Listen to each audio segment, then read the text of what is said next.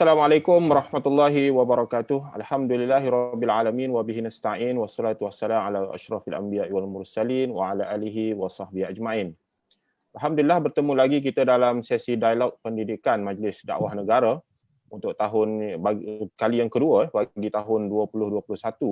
Pada hari ini kita akan mengundang dua orang tokoh terkenal tanah air dari segi ahli akademik. Dua-duanya bergelar Datuk. Yang pertama Datuk Dr. Profesor Madya, Datuk Dr. Wan Ahmad Fauzi, Wan Hussein, Pengarah Institut Tamadun dan Kajian Strategik Universiti Malaysia Pahang. Selamat datang Datuk ke program pada hari ini. Dan yang kedua, seorang ahli akademik yang terkenal juga, Profesor Madya, Datuk Dr. Muhammad Izzah Arif Muhammad Kashim daripada Universiti Kebangsaan Malaysia. Jadi tajuk yang akan dibincangkan pada hari ini adalah ahli akademik antara amanah ilmiah dengan kecenderungan politik. Seperti biasa, saya akan dibantu oleh Dr. Abdul Hakim Muhad dari Universiti Sains Islam Malaysia. Muslimin muslimat ataupun pendengar, penonton yang dirahmati Allah sekalian, ahli akademik adalah ilmuwan. Pada zaman sejarah ataupun zaman ketamadunan Islam pada waktu dahulu, ahli akademik berperanan besar dalam menentukan polisi dan dasar pemerintahan kerajaan. Ahli akademik ataupun ilmuwan menjadi tokoh ulama, menjadi ahli tafsir, menjadi fuqaha dan menjadi ahli falsafah, ahli sains dan sebagainya.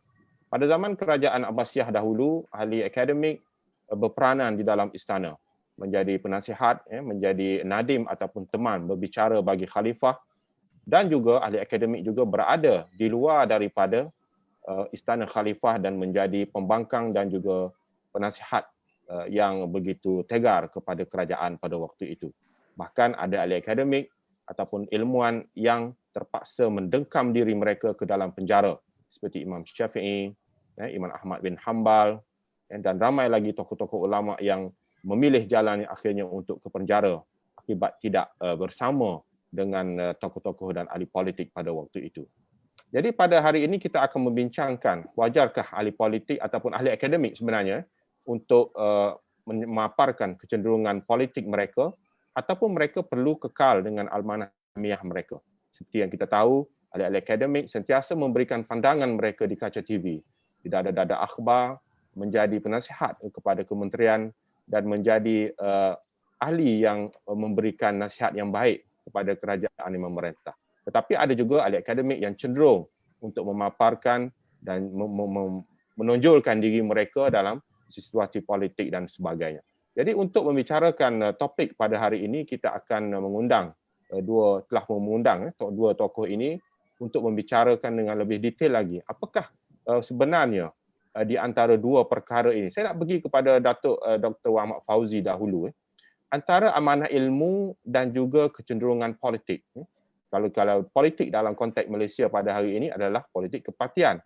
Tapi adakah ahli akademik itu sebenarnya boleh berpolitik dalam kerangka yang dibenarkan dalam konteks perlembagaan dan sebagainya? Silakan Datuk. Terima kasih Ustaz, Dr. Azamul, sahabat saya Dr. Hakim, seterusnya rakan saya bijaksana panelis Profesor Madya, Datuk Dr. Muhammad Izzah. Pertama saya ucap terima kasih kepada Dr. kerana sudi menjemput saya untuk santai-santai pada petang ini. Jadi berbalik kepada soalan atau tajuk pembicaraan kita pada petang ini, ahli akademik antara amanah ilmiah dengan kecenderungan politik. Saya berpendapat yang pertamanya ahli ilmuwan perlu kekal dan mengembangkan bidang kepakaran masing-masing. Itu nombor satu. Sama ada apa yang dibicarakan, pandangan yang dilontarkan itu akan mengenai mana-mana pihak dari sudut sokongan ataupun dari sudut tidak menyokong, itu implikasi daripada hasil kajian, hasil pemerhatian dan juga amanah ilmu kita.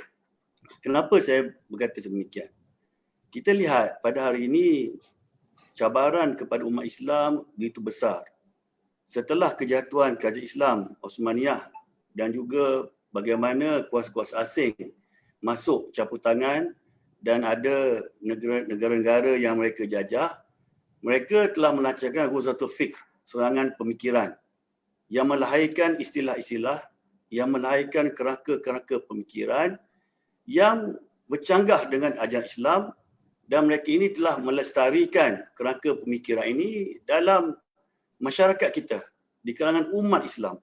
Sehingga umat Islam menerima pandangan mereka atau kerangka pemikiran mereka itu sebagai asas ilmu. Istilah Islam mereka ini diterima bulat-bulat tanpa disoal balas.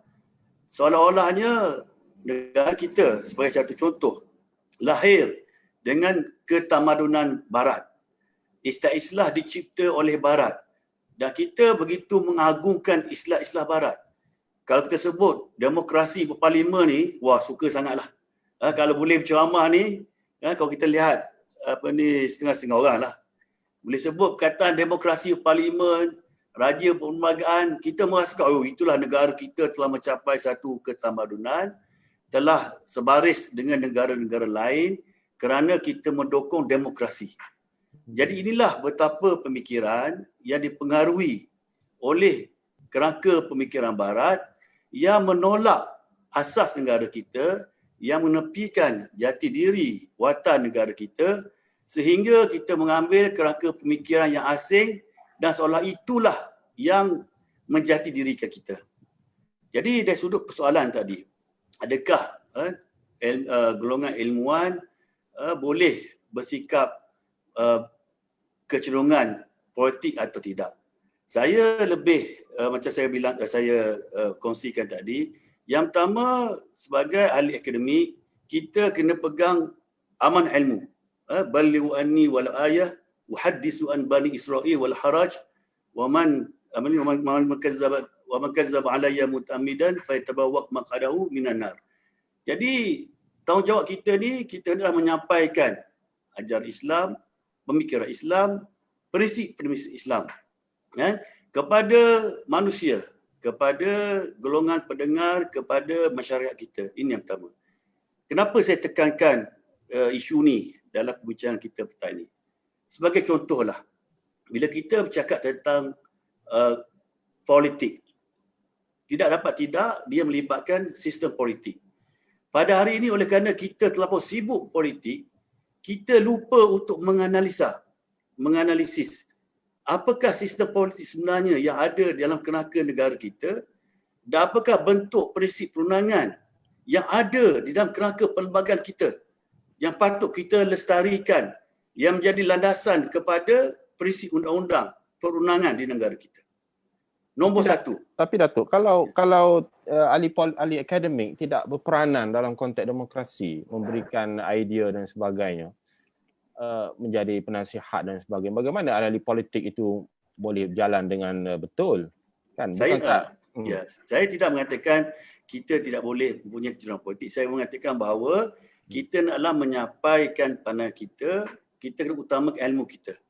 Daripada ilmu kita ni, dia akan mengenailah sama ada orang tengok ilmu kita ni dia menyokong perjuangan mana. Oh, perjuangan orang ni dia sama dengan apa yang Ustaz A, Ustaz B ataupun si A, si B, si C cakap. Kalau A, B, C kata kaedah tak betul, yang tak betul ni kena dekat mana? Jadi kita meletakkan asas perkongsian kita itu pada ilmu.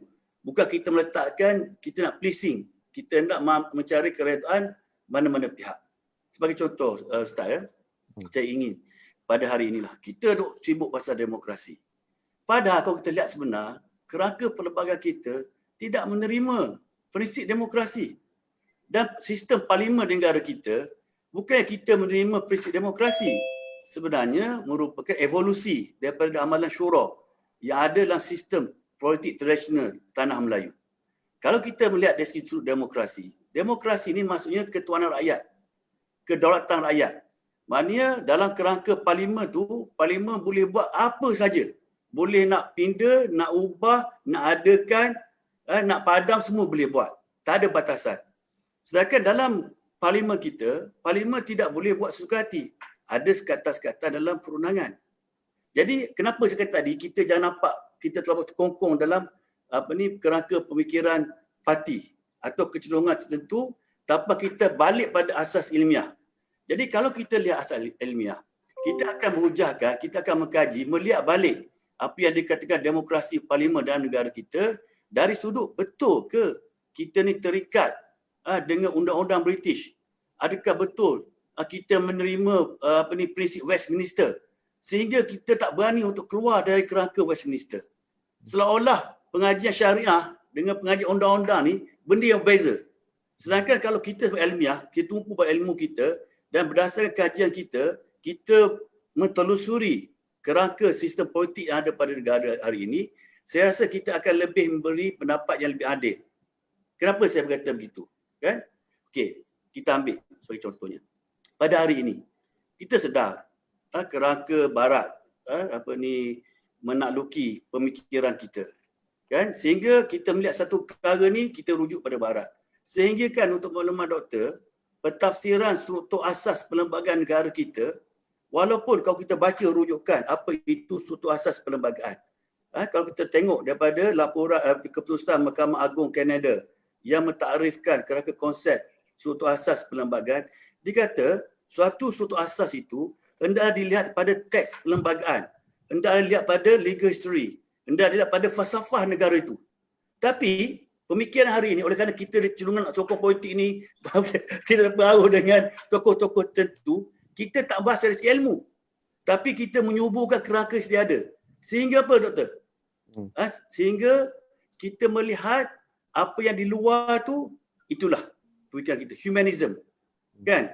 Humanism, pemakaian hak-hak asasi yang tidak ada dalam struktur negara kita. Kita lihat dalam keputusan kes Indira Gandhi contohnya, bagaimana kan oleh kerana para peguam kita tidak mengemukakan kepada mahkamah apakah falsafah negara kita, apakah unsur-unsur sejarah, keadaan-keadaan tempatan dalam negara kita, mengakibatkan mereka mengambil unsur-unsur luar, unsur-unsur di India, unsur-unsur di negara Commonwealth, bukan melihat pada watan negara kita yang punya sejarah yang panjang.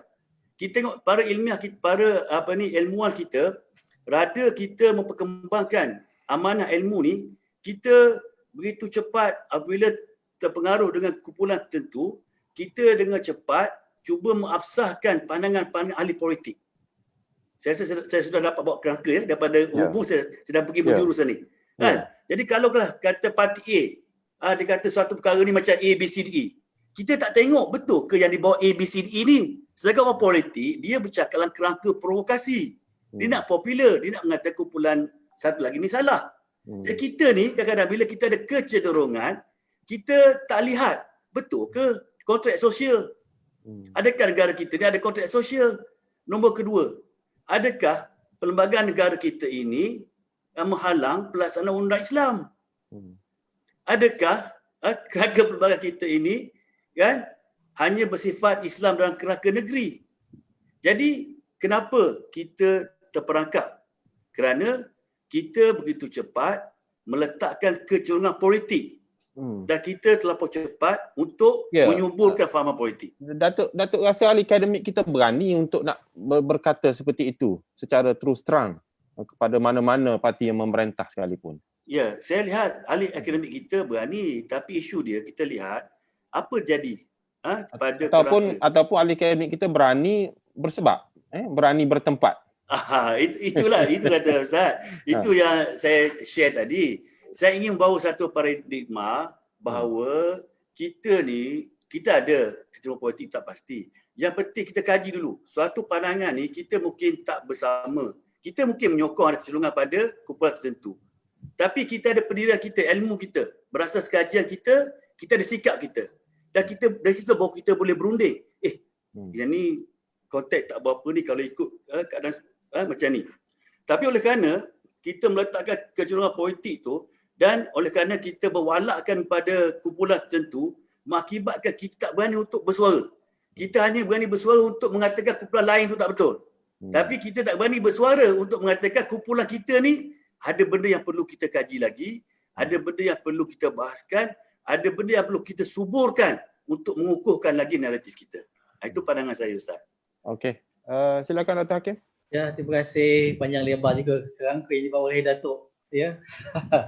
Saya rasa saya nak melangkah ke depan lagi. Kita dah nampak dah apa yang cuba dibawakan dalam forum kali ini. Saya nak pergi kepada panelis yang kedua lah, ya, Dr. Muhammad Izhar. Ya, kita tahu sebagai berlatar belakangkan sebagai pendakwah, ya. Saya fikir Datuk di lapangan juga berhadapan dengan situasi yang saya rasa boleh dikongsikan di sini tentang bagaimana nak mengimbangkan antara kepakaran dalam akademik dan juga kecenderungan politik. Sebab kalau kita perhatikan, ada beberapa isu hari ini yang disuarakan tentang bagaimana ahli akademik seolah-olah tidak berfungsi untuk menyatakan suatu yang betul dalam konteks yang terkini. Mungkin antara salah satunya pada minggu yang lalu kita ada bincang tentang komen daripada Tun Arsyad tentang kualiti ahli akademik. Dan kemudian soal khabar baru-baru ni pun ada keluar dalam berita harian tentang bagaimana saranan supaya ahli akademik tidak menjadikan diri mereka sebagai alat kepada elit politik. Jadi minta Datuk silakan. Bismillahirrahmanirrahim.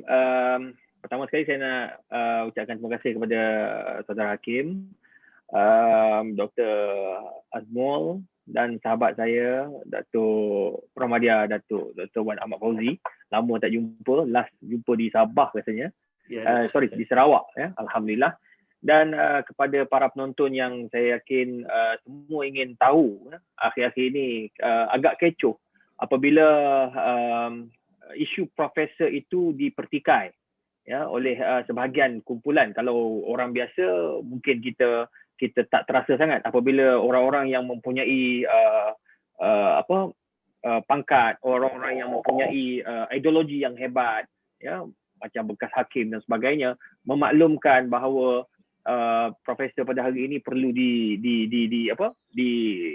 dilihat semula, ya. Semua itu sebenarnya tuan-tuan dan puan satu pengajaran juga kepada kita sebagai ahli akademik, yang mana ahli akademik ini kita boleh klasifikasikan ataupun kita perjelaskan di dalam Al-Quran. Allah kata sebagai ulama. Al-ulama warasatul anbiya. Ulama itu pewaris Nabi. Dia isu dia sekarang bila kita kata ahli akademik nak terlibat dengan politik, nak terlibat dengan kerajaan, nak terlibat sebagai penasihat dan sebagainya. Perkara ini amat dialukan. Bahkan ini pernah berlaku di zaman Imam Malik rahimahullah.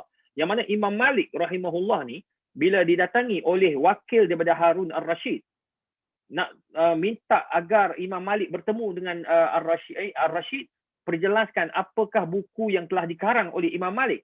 Apa jawab Imam Malik? Bahawa al-ilmu yuzar wala yazur. Ilmu itu perlu diziarahi, bukan yang ilmu datang. Atau dalam bahasa mudah, al-ilmu yu'ta wala ya'ti. Ilmu itu didatangi.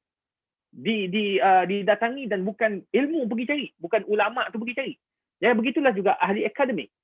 Kita dalam hidup kita ni, kita ada satu kumpulan yang akan mentadbir. Satu kumpulan yang akan memikirkan bagaimana pentadbiran itu akan jadi yang terbaik. Dan ia balik kepada Al-Quran yang Allah kata fas'alu ahla zikri in kuntum la ta'lamun. Kalau tak tahu kena tanya. Pemimpin bukan semua dia tahu. Latar belakang yang berbeza. Ada yang jadi pemimpin, jadi YB hanya dengan sijil diploma.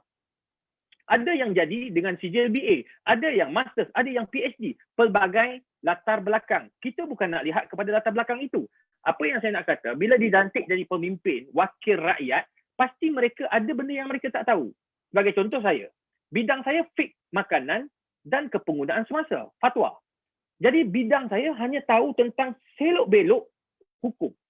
Berbeza dengan orang yang bidang lain macam Datuk Wan, bidang undang-undang kenegaraan, raja-raja dan sebagainya. Dr. Azmul dalam bidang sejarah. Jadi saya sebagai orang yang tahu dalam bidang fiqh, saya akan rujuk kepada orang yang lebih tahu tentang raja-raja. Saya akan rujuk Datuk Wan. Saya tak boleh sendiri saya kata saya tahu semua sebab saya profesor, tak boleh. Sebab saya jadi YB saya tahu semua, tak boleh. Mereka perlu ada think tank. Perlu ada penasihat. Siapa penasihat mereka? Ahli akademik. Dan ahli akademik ini dia akan bagi nasihat, bagi pandangan, dan pandangan mereka itu mestilah benar. Seperti mana kata Imam Malik, Kalaulah pemimpin ini tidak didekati dengan ulama, siapa yang akan mendekati mereka? Jadi oleh sebab itu saya melihat bahawa tak salah kalau ahli akademik itu nak mendekati ataupun didekati oleh para pemimpin, tetapi yang paling penting, prinsip yang perlu dipegang oleh ahli akademik iaitu qulil haqqa walau kana murra. Bercakap benar walaupun benda tu pahit. Tapi kita punya perception hari ini, masyarakat punya perception, bila ahli akademik itu dia berkawan dengan semua orang, dipanggil lalang. Itu yang berlaku. Macam saya, ahli akademik, pada masa yang sama saya pendakwah. Saya juga terlibat dengan masyarakat, saya terlibat dengan pemimpin. Alhamdulillah Allah bagi rezeki, hampir 7 orang sultan saya pernah ceramah. Dan saya pernah ceramah depan pemimpin-pemimpin negara, 3 pemimpin besar negara, punya Perdana Menteri pernah saya ceramah. Bila kita berubah negara macam mana pun, berubah tampuk kepimpinan, kita sebagai ahli akademik, ulama tetap jadi ulama. Kita tetap ahli akademik. Datuk Wan, zaman BN memerintah, Datuk Wan sebagai penasihat dalam bab-bab undang-undang kerajaan, raja-raja dan sebagainya. Bila PH naik, Datuk Wan juga akan dirujuk dalam bidang tersebut. Bila dah tukar kepada PN, Pakatan Nasional, Datuk Wan juga akan dirujuk. Begitu juga dengan saya. Zaman BN memerintah, saya dirujuk. Zaman PH di memerintah, saya juga dirujuk. Di JAKIM, di Jabatan-Jabatan Agama Islam Negeri-Negeri. Bila dah tukar kepada PN, saya juga dirujuk. Ada setengah orang pula dia kata, ini semua ni dipanggil geng-geng lalang. Beza bang, lalang ni dia tak ada kerja, mundar-mandir tanpa jawatan. Kami dah ada jawatan, duduk dekat pejabat. Kami tak perlu nak membodik. Sebab kerja kami menulis. Awak bodik siang malam, pemimpin, awak bodik siang malam, ahli politik, awak tak akan naik pangkat kalau awak tak menulis. Awak tak akan naik pangkat kalau awak tidak mempunyai buku, tak mempunyai jurnal, tidak mempunyai hubungan yang baik dengan masyarakat. Jadi oleh sebab itu, saya melihat bahawa ahli akademik kena ada prinsip, pada masa yang sama kena pastikan ideologi kita itu dapat membantu pemimpin agar menjadi pemimpin yang disebut oleh Allah Ta'ala baldatun tayyibatun wa rabbun ghafur. Mentadbir sebuah negara yang boleh membawa kepada keampunan Allah. Macam mana? Pertama, kena ada amanatul ulama. Kena ada ulama-ulama. Ulama ni bukan ustaz-ustaz. Kita selalu sebut, ulama-ulama ni ustaz-ustaz. Tak. Ulama-ulama ni melibatkan ustaz-ustaz. Melibatkan orang-orang yang pakar. Termasuklah ahli akademik negara. Daripada IPT, A atau S. Sama aja. Yang penting dia membawa latar belakang sebagai ahli akademik. Itu kena ada. Amanah ulama-ulama ni. Yang kedua, adalatul umara. Kena ada pemimpin yang adil. Pemimpin yang adil, dia akan mendekati ulama-ulama. Bukannya ulama mendekati pemimpin. Ulama akan cari. Pemimpin akan cari ulama. Akan cari ahli akademik. Macam mana kita nak pastikan ekonomi kita bagus? Ni zaman sekarang ni tuan-tuan dan puan, kita tengok ekonomi memang sangat teruk. Belanjawan naik. Berapa banyak naik. Jadi siapa yang di belakang pemimpin hari ini? Kalau bukan ahli akademik, siapa lagi? Jadi itu sebabnya kita kena faham pentingnya ahli akademik dekat sini. Pentingnya ulama. Dan pada masa yang sama, penting juga pemimpin-pemimpin yang adil, yang inginkan kebenaran dan bukan inginkan kebatilan. Wallahu a'lam. Tapi Datuk, saya nak mencelah sebelum pergi kepada round yang boleh. Datuk.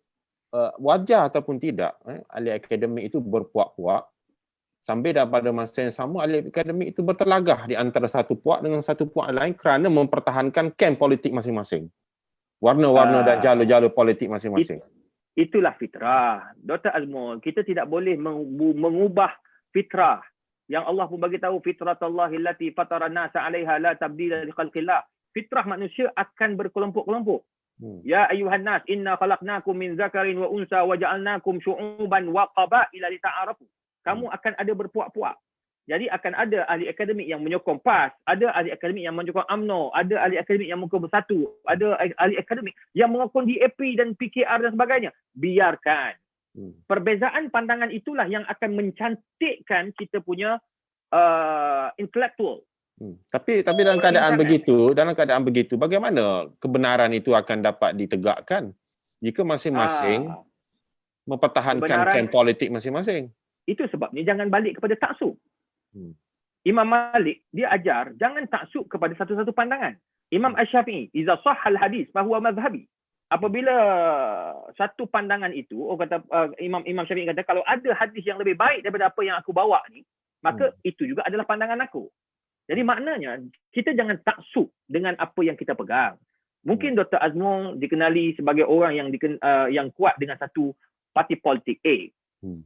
Datuk Wan politik B. Saya politik C. Kita boleh makan bersama, kita boleh berbincang, boleh minum bersama, boleh bercakap dan bergurau bersama. Tetapi dalam isu integriti, dalam isu orang kata apa, isu kajian, kita boleh berbeza pandangan, tak salah. Dan perbezaan pandangan itu akan menghasilkan satu natijah yang baik. Dan politik ini kita ahli akademik kita jarang.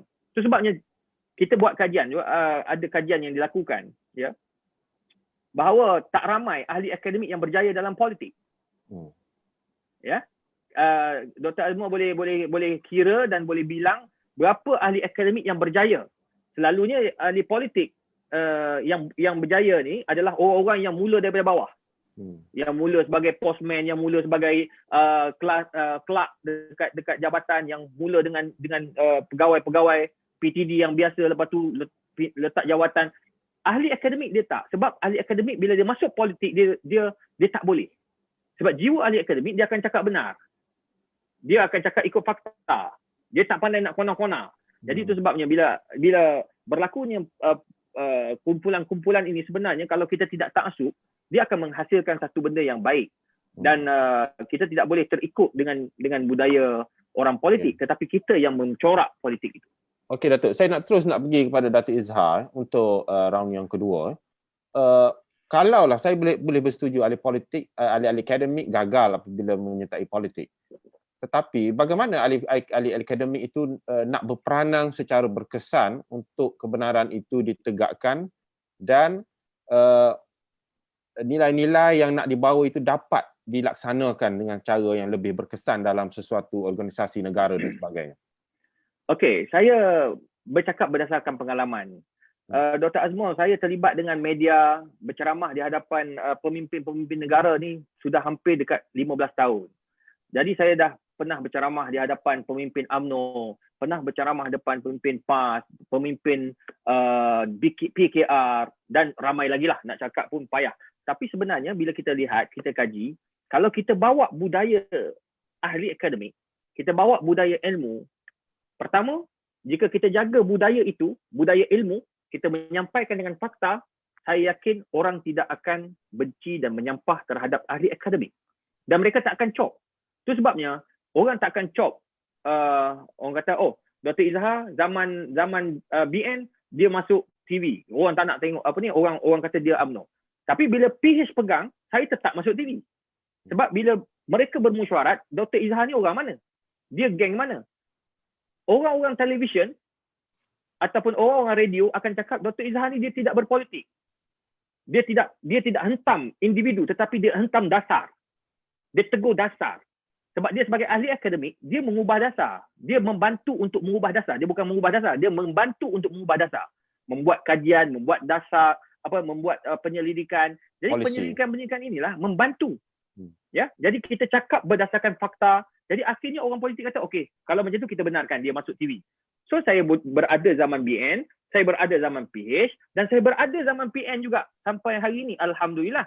Dan semua kalau nak ikutkan, kalau nak kata kalau zaman BN saya mempunyai kawan-kawan yang jadi menteri, zaman PH saya ada kawan-kawan jadi menteri, zaman PN pun saya ada kawan-kawan jadi menteri. Kita boleh berwhatsapp, boleh bertelefon secara terus.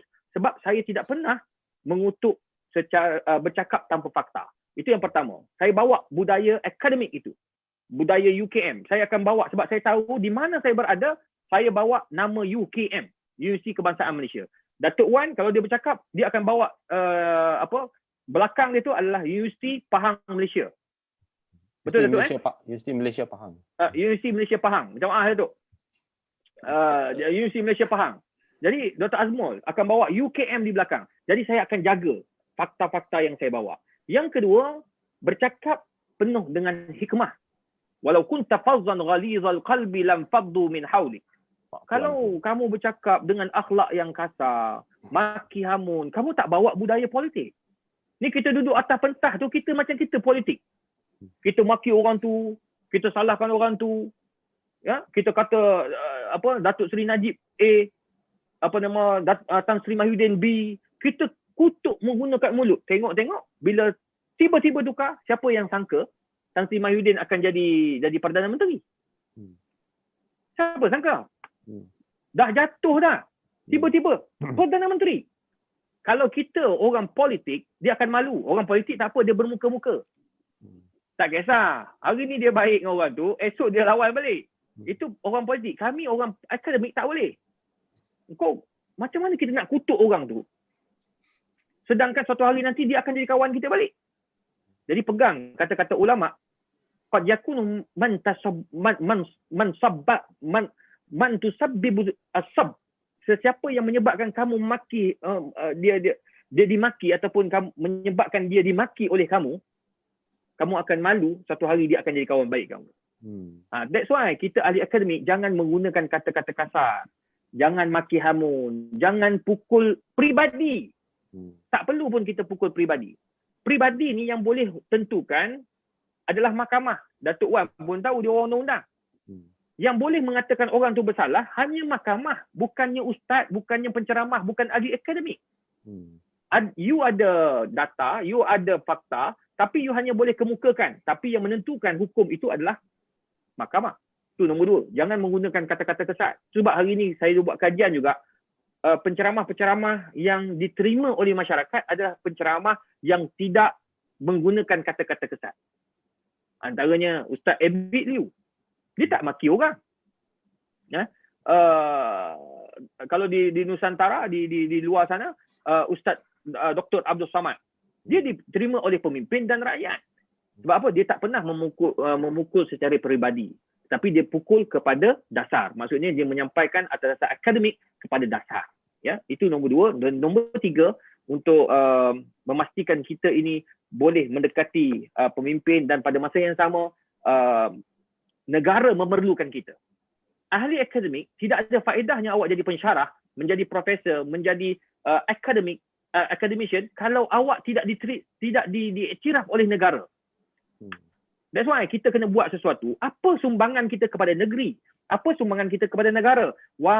Walaupun perubahan berlaku dalam tampuk pentadbiran, tetapi kepakaran kamu itu dirujuk. Itu yang saya selalu pegang. Kenapa almarhum Engku Aziz, ya, Engku Aziz diterima sampai hari ini? Bertukarlah negara macam mana pun, dia tetap dihormati.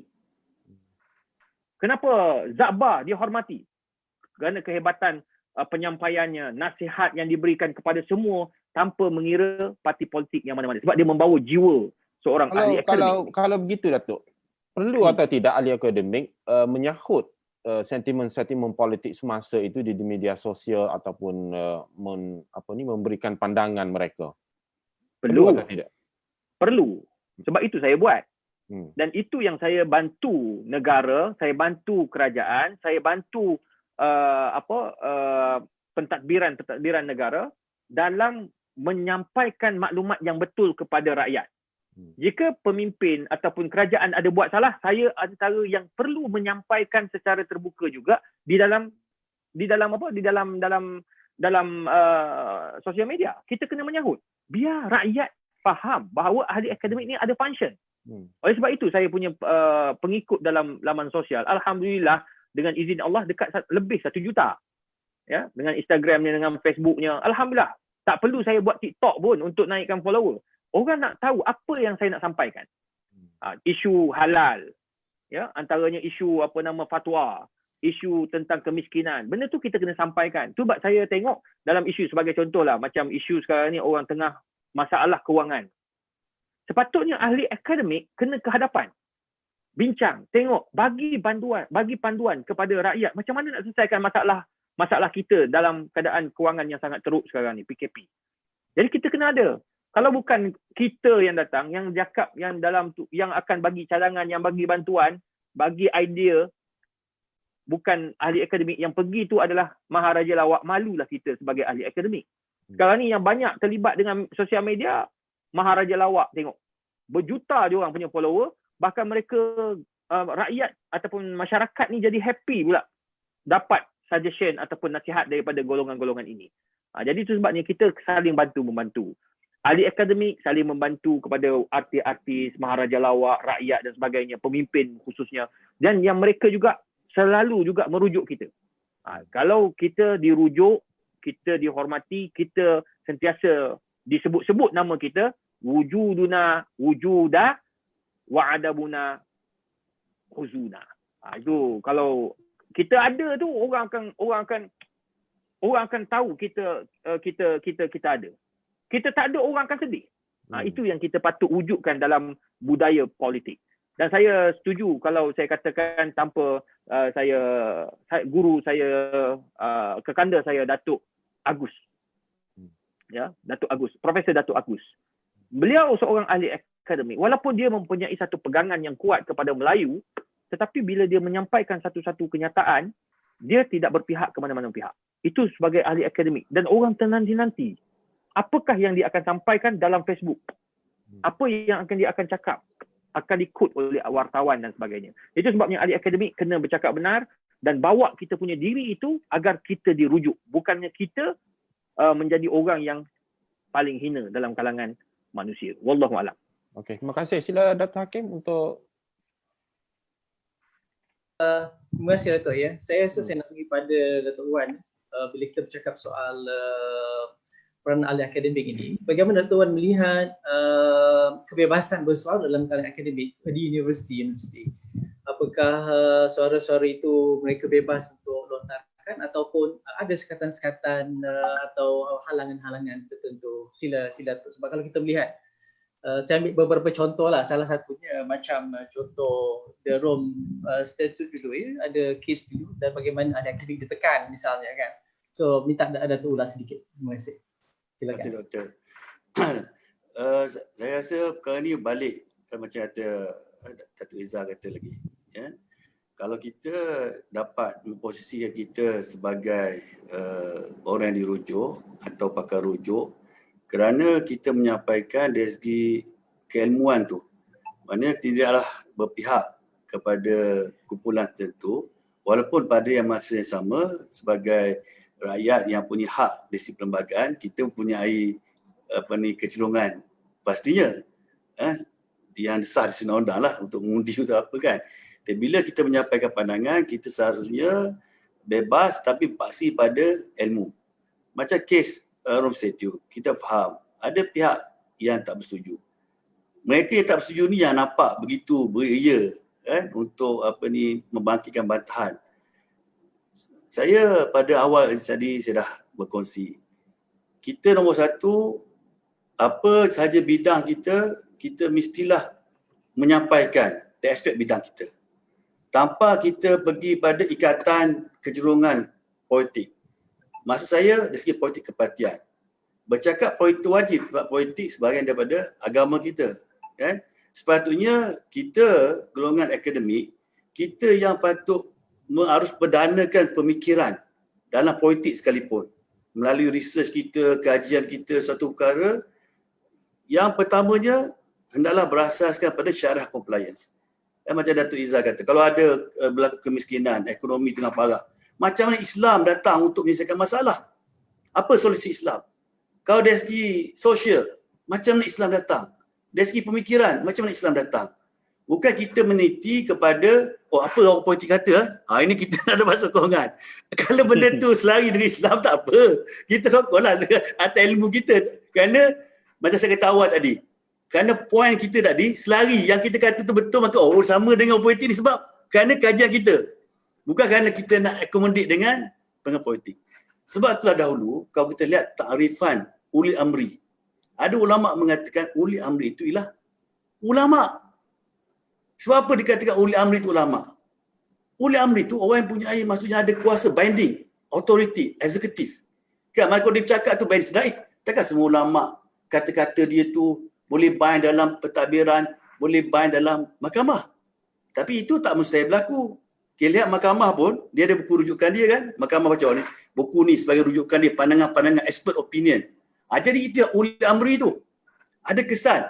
Sebab itulah kita lihat Rasulullah SAW berpesan, afatuddin salasah, imamun jairun, wa mujtahidun jahilun, wa faqihun fajirun. 3 golongan yang akan merosakkan agama. Pemerintah yang zalim. Yang kedua, mujtahidun jahilun, orang mujtahid tapi dikatakan jahil. Maksudnya mungkin dia bidang lain, dia belajar geografi tapi dia jaga benda yang bukan bidang dia. Itu masalah. Sebab zaman sekarang ni bila ada doktor PhD ni, dia boleh cakap semua orang dah. Walaupun bidang dia tak bomoh. Itu masalah tu. Kan? Jadi saya pun buat agama saya tahu dah. Kalau bab ni Dato' Izzah dia expert, saya tak ada sentuh bidang dia. Kan? Kita biar expert cakap. Kalau kita nak bagi pandangan, kita PM kat dia. Datuk, apa kan? Kan? Jadi saranan Datuk amat baik. Saya rasa beberapa saranan yang Datuk berikan pada ahli akademik. Bagaimana pula saranan Datuk terhadap ahli-ahli politik? Apakah untuk membolehkan ahli akademik ini berganding bahu bersama dengan ahli politik untuk membawa negara ke arah yang lebih baik? Kalau dahulu kita tahu, zaman dahulu lah, bukan zaman sekarang saya cerita ni. Kalau ahli politik tu dia ada tok bomoh dia. Dulu lah, tak ada, bukan semua lah. Tapi kalau saya dengar kalau ahli politik dia ada tok bomoh dia tu. Dia tukar nak doa dia, nak jaga dia, nak tukar tilik dia, nasihat dia. Ni saya biasa dengar lah, takut Dato' Izzah boleh komen lepas ni tak tahu lah kan. Tapi saya dengar. Jadi ahli politik jangan duk bergaul dengan tok bomoh saja. Kan? Kena bergaul dengan ahli akademik. Supaya kita ada premis, kita ada naratif. Sebab tanggungjawab kita ni bukan tok bomoh. Tuan penasihat. Tapi jangan main tau. Ada setengah orang politik ni, dia berkawan dengan bomoh-bomoh juga ni. Nak pemanis muka, pelaris lah apa semua macam-macam. Kan? Tapi nasihat saya kenapa? Ahli politik, zaman sekarang rakyat cerdik. Rakyat ni mati melihat. Kan? Jadi kalau pemimpin tu katun sangat, tak boleh juga. Sekarang ni boleh lah, tapi akan datang dah tak boleh dah. Dah tak sama seperti dulu dah. Zaman sekarang parlimen pun disiarkan online. Rakyat boleh perhati macam gelagat. Jadi macam mana ahli politik perlu berdapin dengan ahli akademik. Kalau akademik pun kita, di peringkat kita pun macam Dato' Izzah katalah, kewibawaan tu. Kita mesti ada kewibawaan supaya ahli politik pun dirasa terpanggil untuk bertanya dengan kita pandangan kita. Jadi dua-dua pihak ni masing-masing mempunyai integriti. Bila ahli akademik, bila tengok ahli politik, kita mereka lah politik tu wajib, kepartian tu isu nombor 2. Tapi walau bagaimanapun, kalau kita tengok bila kita buat kajian, kita ada fikrah, ada pandangan, kita lihat ahli politik ni dia boleh bawa pemikiran kita. Saya rasa tak salah untuk kita bersama ahli politik tersebut, kan, untuk dia menyebarkan pemikiran kita.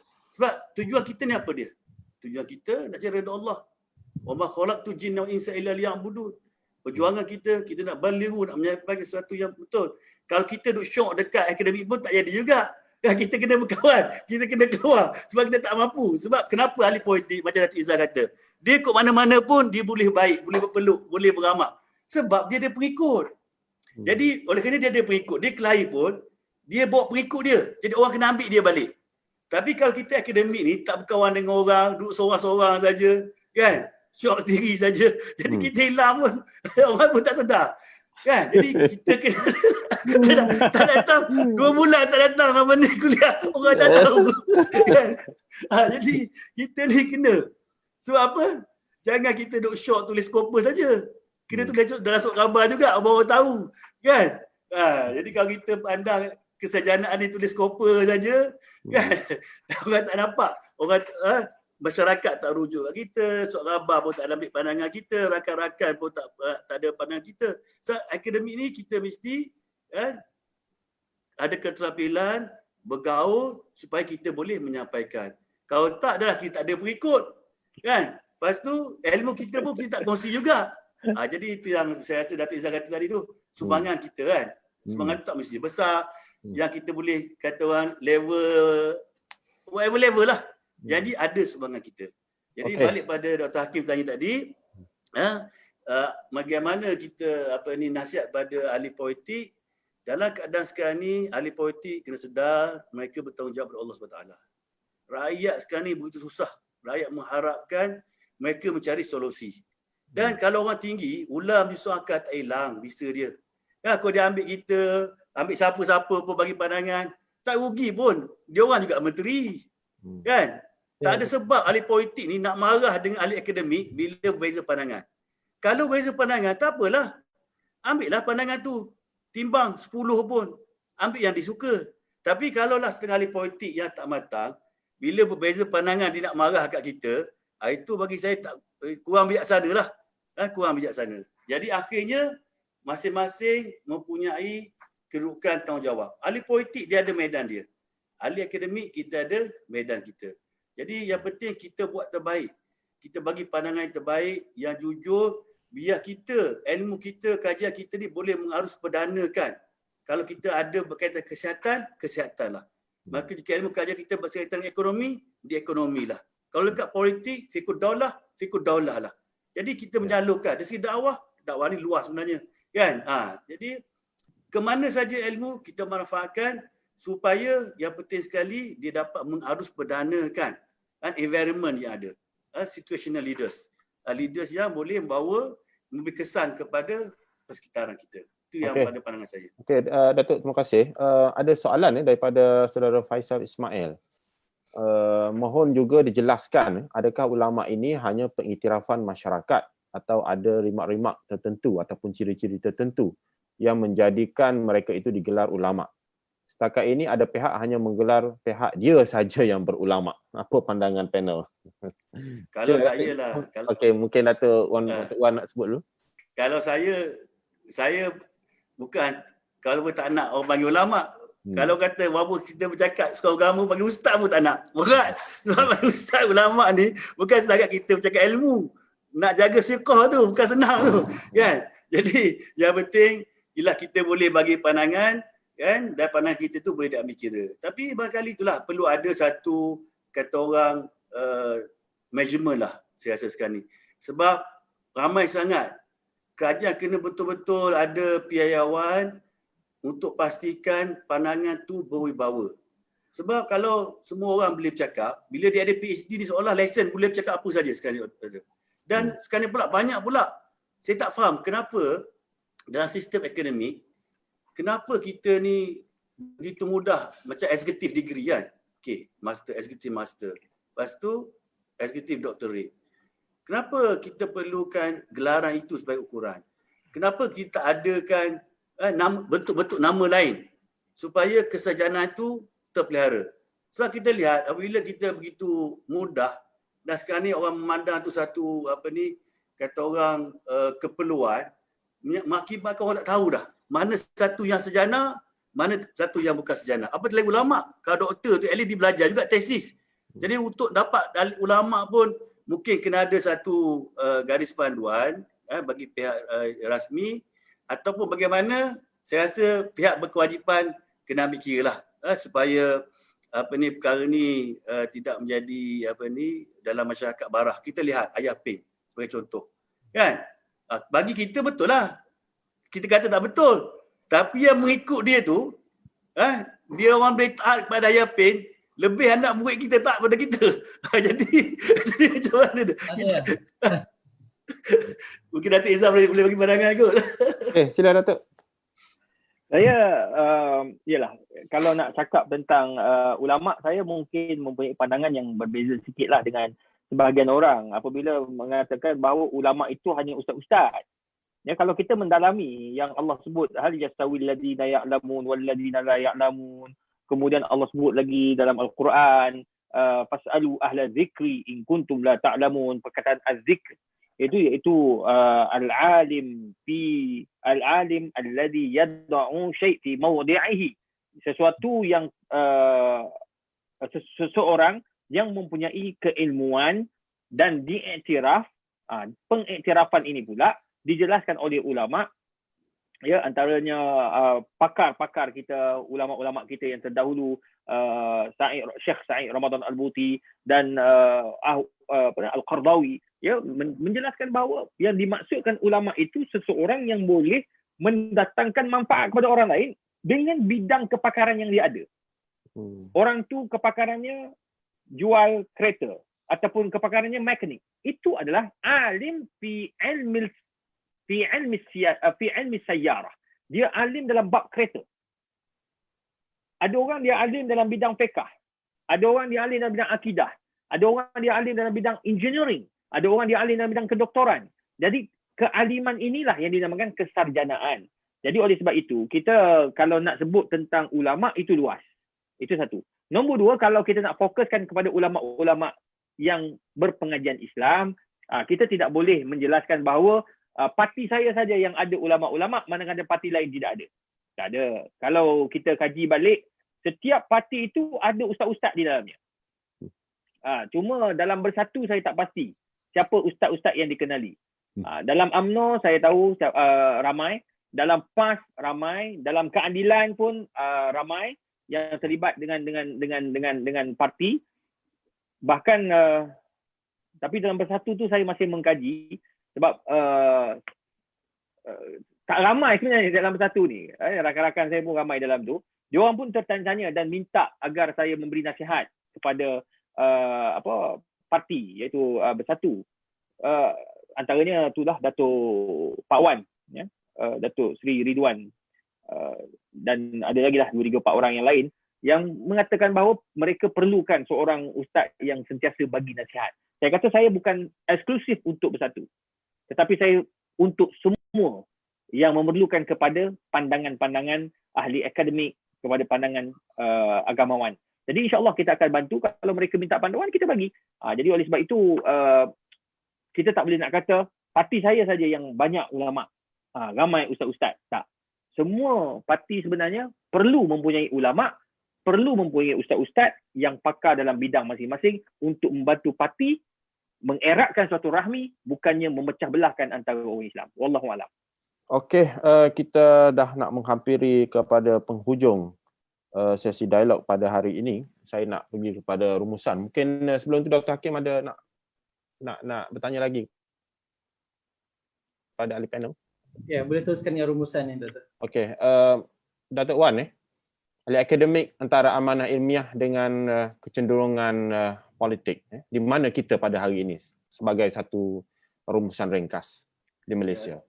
Saya berharap kita sebagai ahli akademik, kita utamakanlah kajian kita, pendidikan kita, apa yang kita faham untuk menyampaikan pandangan. Dan tak semestinya kita takut menyampaikan pandangan.